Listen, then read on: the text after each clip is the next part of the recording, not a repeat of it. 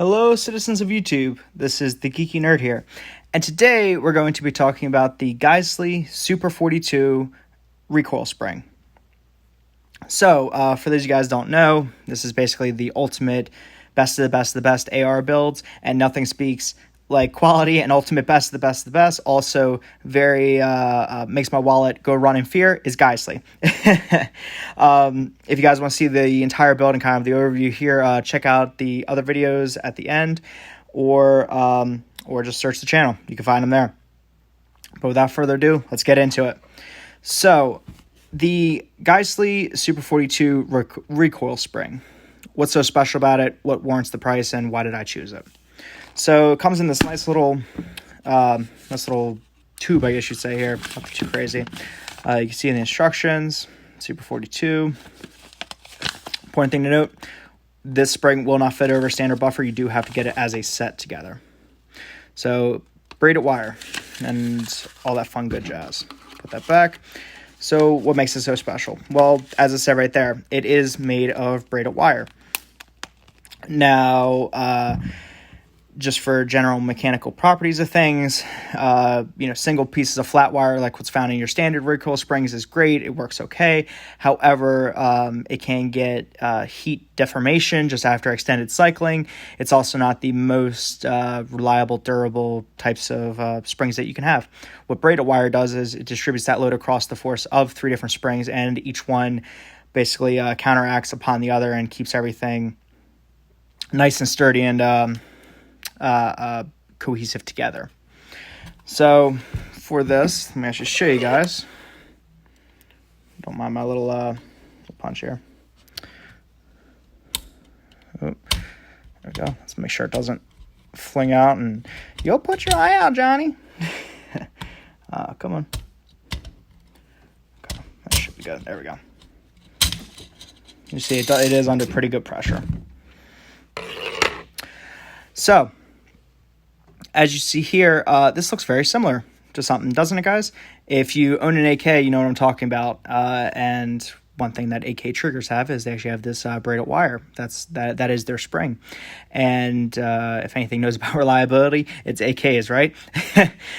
So as you see, what I mean by the braided, almost like coat hanger, is that it is... do not take the coat hanger reference to mean something else with ARs with a third position switch. I know that's there, but that's not a coat hanger. That's something different. Check out other videos for that. So as you see here, it is braided. It is very nice. It is coated and very nicely, made to be together, and just overall very durable. Now you see here, it is listed as an H1. However, in my infinite genius and wisdom, they were sold out of H2s everywhere, and nobody could get them. So what I did was, because I'm going to be running this on a 14.5 inch, yes, this is going to be an SBR build eventually, but that's why it's not all put together yet, because haven't got the forms approved back. But took an H1, bought a tungsten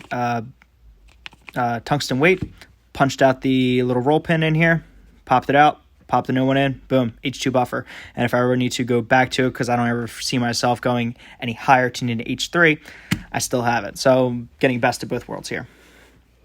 Now it is a very snug fit on here. It does look very nice. It does have a good coating on here, anti-corrosion resistant. Of course, it says Geissele automatic, so got that little Gucci flair there.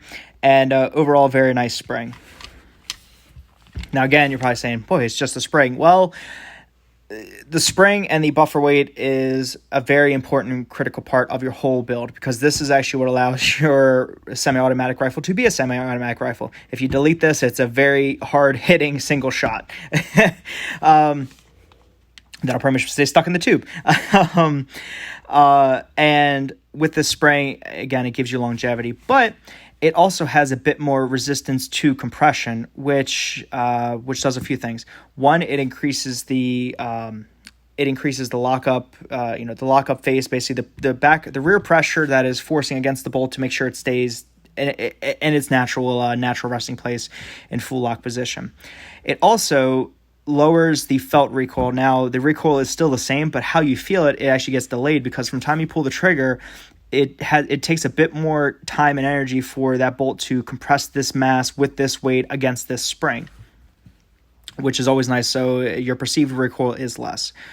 One thing that is a problem with this though is it's about at least per claim from Geissele, is it's 15% stronger than your standard recoil spring, which can be an issue for if you're doing some kind of like light power loads or what have you doing. That would basically would steal some of the power from your bolt from your bolt carrier from moving rearward, and it might not have enough velocity to overcome the spring pressure.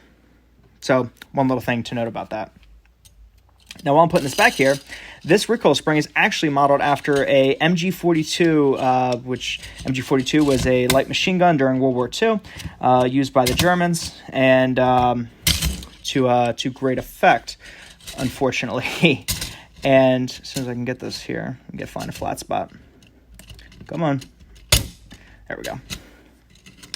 So it was nice. Just takes a little finesse there. It was actually modeled after MG42 spring, which for an MG42 was a machine gun, and it had very high cyclic rates and was heavy duty overtime. And if anybody knows how to build anything well in the world of firearms, it's the Germans. Am I right? And as long as we can afford them, because we're all poor as compared to HK.